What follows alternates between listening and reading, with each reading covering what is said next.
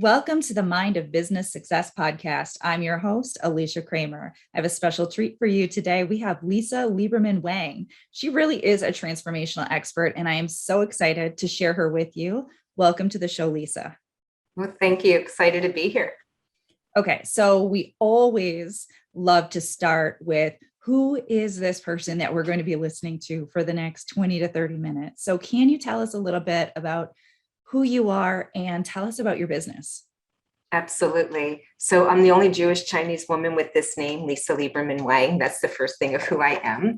And I found out really early on, if I just said I was Lisa Wang, you'd look for some Asian woman and that wouldn't be me. So I needed to use both names. But who I am a business and life strategist, and I've been helping entrepreneurs and coaches up-level themselves into creating multiple 6- and 7-figure incomes. And we do that without the frustration and overwhelm, giving them a proven system called Mastery to Millions. You're one conversation away, so they can actually do what they love most, and that's serving their community. So we give them the vehicle, the tools, the resources to do it effortlessly. I absolutely love that. Let's talk a little bit more about that. So one conversation away. Now, okay, in business, we're all supposed to have our one-liner elevator pitch. If you really start to get down the rabbit hole, you might learn how to do a signature talk, or if you're really passionate, you may even, go and do the TED Talks and the keynotes and all of that stuff. But a lot of people are not very clear in communicating who they are, what they do, how they can serve their clients. I'd love for you to talk a little bit about that. Well, that's actually what Master to Millions, Your One Conversation Away is about. There's a lot of people that are very gifted. They're gifted in their craft and what they're doing and how they serve people. But the communication to get people to raise their hand and say, yes, I need what you have, hasn't actually been mastered. And like anything else, you need to master the ability to get people to raise their hand and say, I want to work with you. And if you don't communicate it well, you're just out there floundering. And that's what happens to a lot of people. So, I call it a sensational soundbite, having something that is so sensational that it actually addresses who it's for, who it's going to benefit, what the advantage and what the problem they have, the advantage and benefit of working with you, and what's going to be different, and having a call to action. Those are one thing. I've found a lot of people, Alicia, right now are out there trying to inspire and motivate people and looking to just be seen and heard, but they don't actually have a plan that actually enrolls people into their products and services. So instead, there are tons of information, great resources, but the register never rings ka-ching. So the one conversation away is about helping people convert people from a conversation into becoming a prospect, into becoming a client, and what that actually looks like, because it's a very specific action that has to happen to make this journey complete. And most people, again, are kind of like trading time for money and don't know how to translate that into something more. Now, when you are working with your clients, are you seeing commonly that disconnect internally, how to even language what they do in a clear, concise, effective way? Well, they come to me when they're like that. When they leave me, they no longer have that challenge. So we take, yes, specifically what we take care of. Like we're taking care of mindset, taking massive action, modeling success. We're giving them measure, manage, adjust what they need to do. We're giving them all the tools about how to market and innovate. And then the biggest thing is how to mastermind to serve the greater good. They get all that. What I do see people coming to me with fear of not being good enough, imposter syndrome, sabotaging their efforts, kind of getting caught in perfectionism, thinking I have to be perfect before I do anything. And all those things and perseverating over what has to be a certain way is actually the Achilles heel of a great business. When you're talking about all of these things, I'm shaking my head, yes, because it is so common. In fact, I would say that 99, and maybe this is a little bold, but I would say that 99% or more of entrepreneurs do struggle with these things to various degrees. We oftentimes have this idea that the more successful somebody has become, the more that they're just confident and none of those, they can just shrug everything off. And really what I found, and I work with a lot of very successful business professionals, they're just really good at hiding stuff. So when you're taking your clients through this process, you really are addressing these things in a very holistic way to help them to create a solid foundation to grow as not only the business owner, but I mean, really, you need that to grow your business. You absolutely do. You know, what we do from the very beginning is I have something called a confidence IP, and it's the intellectual property that makes you who you are. And a lot of business owners get into starting to serve if they're a new entrepreneur or they're even in it for a couple of years. New to me is under 5 years, just to be clear, because there's a lot of people that have been dabbling in being an entrepreneur and haven't really jumped completely in. And there are those that jump completely in and maybe making some significant money. Maybe they're making 75, 80, 150,000, but they're not making $500,000 or $1 million yet. And they want to know how to do that. Well, the challenge is it takes the same energy to get to $1 million as it does to get to 100,000. And that most people don't realize it. But the first work we have to do, the most important work you'll ever have to do, is on yourself. One is you have to feel worthy and deserving of getting paid for what you've invested in yourself to be able to deliver. And what I mean by that is that, you know, nobody got to where they are, where they have a craft or a gift they want to share without investing something in experience and time and money and to be where they are. Understanding that that has value and that you're further ahead than somebody else, you become a trusted guide. And I believe as a trusted guide, you have to feel that you're worthy of getting paid and you can do things and so forth, and you should be reimbursed for that education. A lot of people have challenges with the numbers, and as soon as it comes down to asking for the money, all of a sudden it's like, ooh, I can't do that, or they minimize it, or they justify it, or any of their challenges around money come up.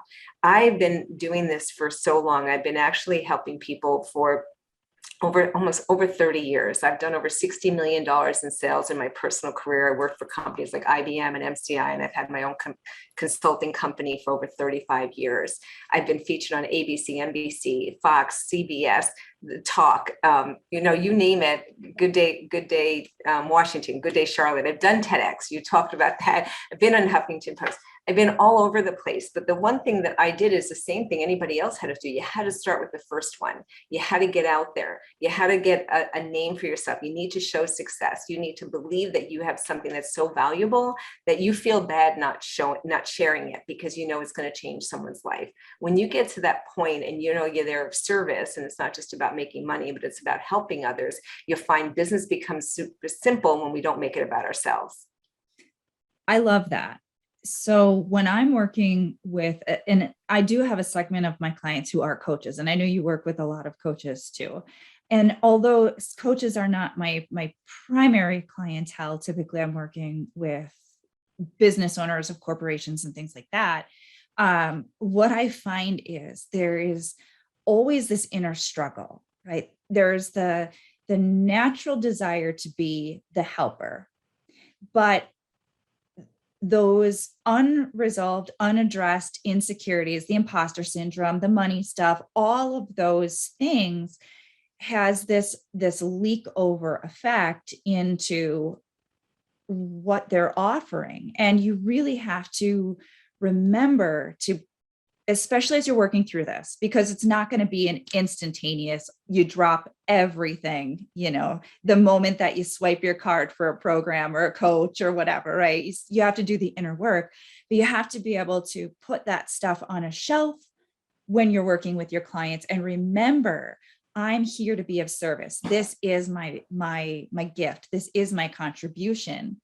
But it's the same with when you're marketing, when you're promoting, when you're doing all of that stuff. It's so easy to allow your fears, doubts, and insecurities to be adversely influencing your actions, all of that massive action that you need to be taking to really start to get some positive momentum in your business. So just like you have to, when you're working with your clients or you're fulfilling your product or service, you have to put those fears, doubts, and insecurities on the shelf temporarily until you can, you know, work through all of that stuff. It's the same with taking that first step in all of those different areas. Because somebody's listening to you and they're like, oh, wow, well, yeah, she's done all this stuff. It's easy for her to say. But you made a really good point, and I just want to focus in on that for a moment, because a lot of times people's minds, they hear it and then they immediately go into their fears, doubts, insecurities, and I'm not good enough and all of that stuff. But Sure. you said you have to take the first step. Every one of those things, you did it. There was a first time that you did it. Absolutely. Absolutely. I think what ends up happening is people think that somebody who's successful just was born successful. You just hatched one day and you had everything you have. And I remember we owned 4 different businesses, and each one of them the first year did over 6 figures. And we have 2 of them today that do over 7 figures. And I've been dealing with the entrepreneurs, the coaches, the companies doing $5 to $15 million in revenue, as well as the newbies coming in to look, let me make my first 6 figures. I've been the full gamut. And what I found is that people are still people. They're still going to have the same challenges, whether they're already established and they want to be even more, or they're just getting out there. Most work we have to do is on ourselves first. And I've invested in me so much over the years, between whether it be personal development, Tony Robbins, Tom Hopkins, Jay Abraham, Keith Cunningham, you name it, Jim Dwyer, John Maxwell, all these different people, in the tune of $1.3 million I've invested in me, in business and personal. And that's after college. So I say that because people think that's college. The piece that's interesting about it is I've had every kind of challenge growing up, and I have every reason to have questioned myself. And would people listen to me? Will they follow me? What if they find out this about me? Will they still be interested in all the other stuff? Because I had grown up in a traditional dysfunctional family. I had challenges. I was date raped at 16. I was dealing with an eating disorder for 13 years. And I have 28 years of abstinence. And you look at it and say, what am I doing in business? It's like, well, you know what? Despite everything that ever happened to me in my world, I've always found that there was a way to get through it. And as bad as it was, somebody else had it worse. And thank God I was given the resources to move through it. We can make our challenges our gifts, so we can make them their excuses for not moving forward. And I say it not to, I'm breaking my own anonymity in that respect, but to say that, shit happens. And a lot of times I hear people, they'll look at me and say, oh, you're successful, you don't understand. It's like, just because I don't wear a sign that said I was damaged and people took advantage of me and things happened, doesn't mean that it didn't happen to me. It meant that the meaning I gave it was, that whatever didn't kill me made me stronger. And I'm going to keep going out, and I'm going to prove everybody wrong that I can just do it despite anything else. And I did. And I didn't just do it once, but I did it in multiple companies. And I've actually gotten tens of thousands of people to do it too.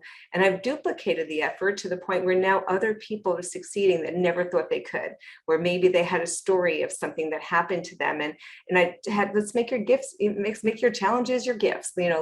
Let's walk through it and make it into something more. And learning how to take that information, a lot of times I see, Alicia, people go out and they want to actually help people because they had an experience, but they don't actually have the training to do that. And they become the victim instead of the guide. And that's where teaching people, that's part of Mastered in Millions, you're one conversation away, teaching people how to have conversations that you're not the victim. It's not about you. It's about giving them the tools and resources to get people where they want to be. It's not about our personal story.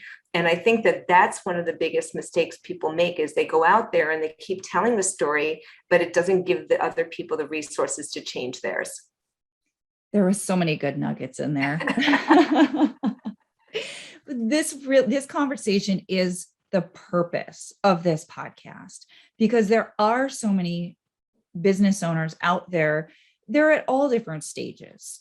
Some are maybe right on the cusp of breaking their first 6 figures, or maybe they're just aspiring to break that first 6 figures. Others have been in business for many, many years, but they're always investing in themselves, whether that's time or resources, and giving themselves that extra edge to push themselves to that next level. And I remember being a young, aspiring entrepreneur and thinking that people in business were on some type of pedestal, and that I could never be successful because I did have a dysfunctional childhood, because I did have deep, unresolved self-confidence and self-esteem issues. And nothing could be further from the truth. But until you start to get into the game and you start to connect with mentors and coaches and teachers and trainers, and you start to see, wait a second, they're not an anomaly, right? Nope.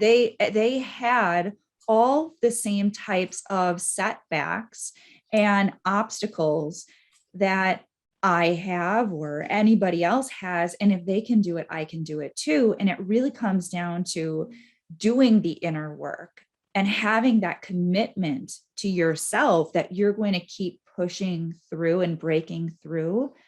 Because I know a lot of people, they do have that desire in their heart. They're feeling called to do more in their life and through their business, and they're really stumbling over those old inner wounds. Without a doubt. And I think every one of us has something. One of the things I learned decades ago, I've been with Tony Robbins for 28 years, and I started as a participant, then crew, then senior leader. And I'm a trainer for him today, but I'm also a platinum partner. And I was mentored by him and traveled around the world with a select group of people, under 100 of us, and for over a year. And what was interesting, it didn't matter how successful people were. I was in rooms with people that were, the average medium income of the platinum partners was 11 million a year, was our average person. And I'm in the rooms with people that were so unbelievably successful. And if I was to compare wealth only by money, I would look like I wasn't as successful as many. And the other part is that in some areas, if I do it by emotions, I was more successful than many. And I think that people need to understand that it doesn't matter where you are in the journey. We actually emotionally are setting our own glass ceilings for ourselves, where maybe you're doing 5 million a year and you're saying, well, why aren't I doing 10? And, and I see that, we hit a first million. I'm like, okay, now it's 5 million. Now it's 10. You keep doing that, but it's like, well, is it ever enough? Or are you even like kind of congratulating yourself and saying, great, I did it, got to this? Or are you still comparing yourself to somebody else and saying, well, you should have done whatever? This is all a mind game. Business is all about how we manage our emotions, and emotions are energy in motion. When we understand that it's how we're managing it, the meaning we're giving it will actually affect the results that we get. So good. Such a great conversation. Love it. Thank you. You shared some of your own personal stuff already, and I so appreciate that. And I want to go a little bit deeper if you're willing to be vulnerable. Sure. And I'm curious, with all of the success that you have created for yourself, there probably were a couple of points.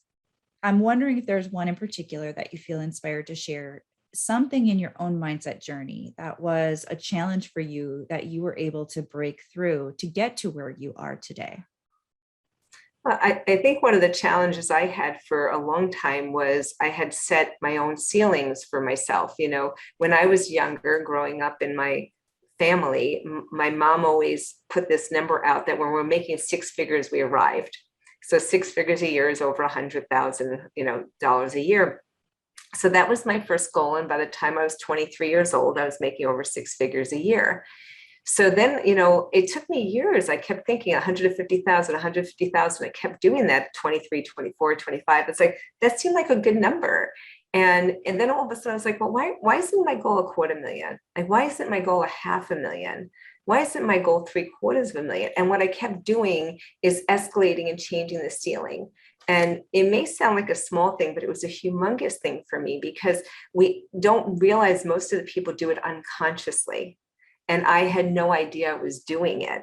And then all of a sudden I realized, and I wish my mom would have said it, when you're making $1 million a year, you've arrived, because I would have done it sooner. And what I found is I literally would get to my goal. So if my goal was $250,000, I'd get to it. And I could have done it in my 3rd month of working. And then I kind of slacked off for months because I'm like, I hit my goal. But when I changed the goal to $500,000, we hit it. And then we said 3, we just kept hitting it. We hit $1 million and the whole deal. But it's like, why didn't I set it earlier? Because people will always make just enough. This is a truism. I love Dr. Virginia Satir said, every human being returns to familiar, especially when we're stressed.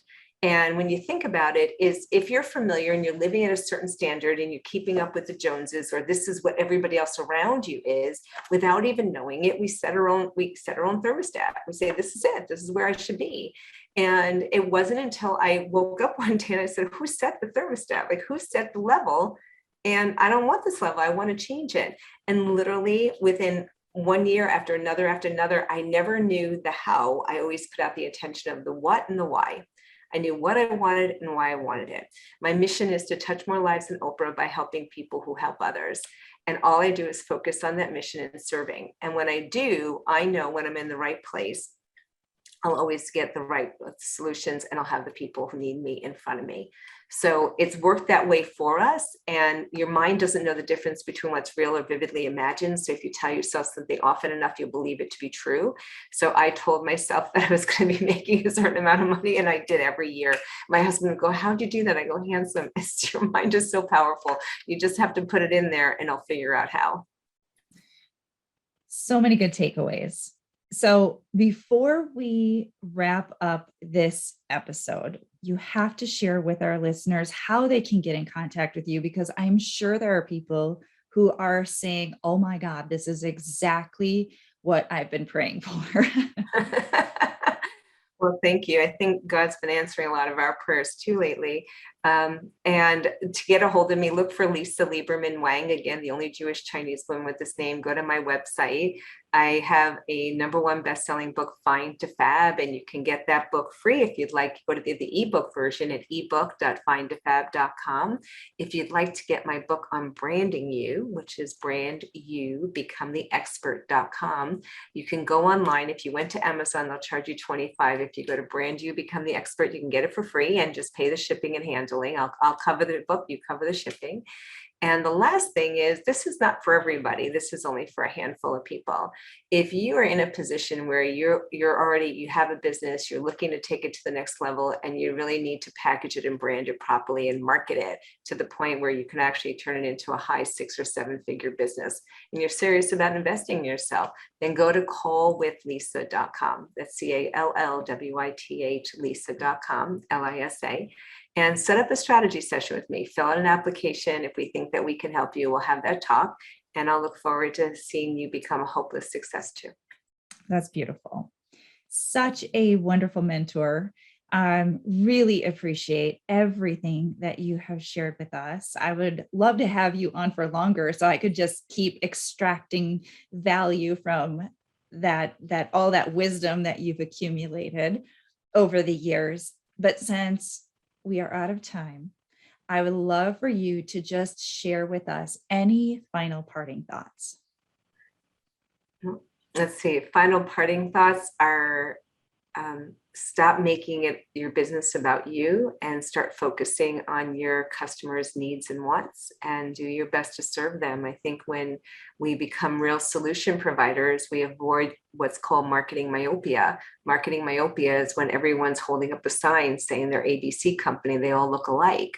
You want to differentiate yourself, stop making it about your product and service, and make it about the individual you're going to be serving, and your whole business will totally take a new turn and be able to explode. I've had clients during COVID that have had the best year ever because we stopped making it about a product. We made it about their needs and where they are. And you got to meet them where they're at and then take them where they want to go. And in doing that, I have transformative neuro Reiki masters that were meeting in person and showed them how to build an online business that had one woman part-time made $160,000 working 20 hours a week while homeschooling 3 boys. Another client was a parent-child peacemaker. She had her best year ever. Within 7 weeks, she made $72,000. Within 9 months, she made over $252,000, more than she'd made in 2 years, by understanding how to communicate, market, and brand yourself to actually be seen and heard and serve the people, not yourself. But the success is available to you. Go out and get it, and look forward to hearing from you. Awesome. Thank you again, Lisa. Thank you. My pleasure. And I want to thank all of our listeners. If you haven't already subscribed, I don't know what you're waiting for. If you've heard any of these episodes, you know it's good. So Make sure you're tuning in for every episode. There's so much value in these conversations. And until next time, we'll see you in the next episode.